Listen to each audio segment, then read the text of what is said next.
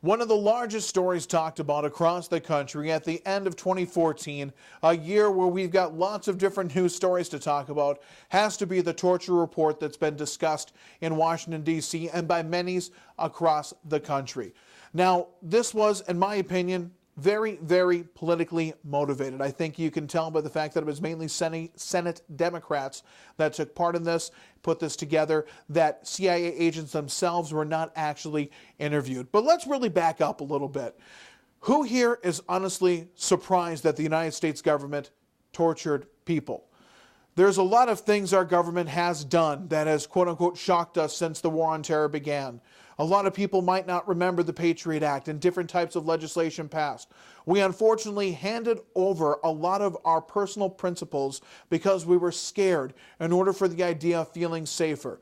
And some of that seems to be the terrorists getting tortured and that really being against, I guess, America's morale for the most part.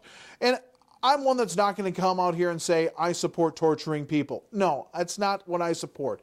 Do I think that it probably didn't go on as much as maybe some are making this out to be? I don't know. Do I think that we got valuable intelligence from this? Some say we did. I don't know. But I will tell you this. If you want to ask my definition of torture, it isn't necessarily somebody being taken and put into a room and asked a whole bunch of questions and then being made to sit uncomfortably and then being probably sleep deprived at times. Those start to borderline torture. But for me, one of the most torturous acts would be knowing that you're trying to get on your cell phone to make the very last phone call of your life to your loved ones to tell them how much they mean to you, as terrorists have taken over your plane and you already know what happened to the other planes that have crashed. Torture to me would be making that same phone call in the middle of a building that's ablaze as the flames get closer and closer and you choosing whether to jump out that window in order to try to escape whatever inferno that you are trapped in. Torture to me is also being sitting there in front of a camera while a man chants something in whatever language or in English holding a knife and then throws you to the ground and while you're still alive begins cutting your throat. Those are my definitions of torture. Being asked questions in a room when you have the ability to give information, I don't know. Do you understand where my mindset's at with this?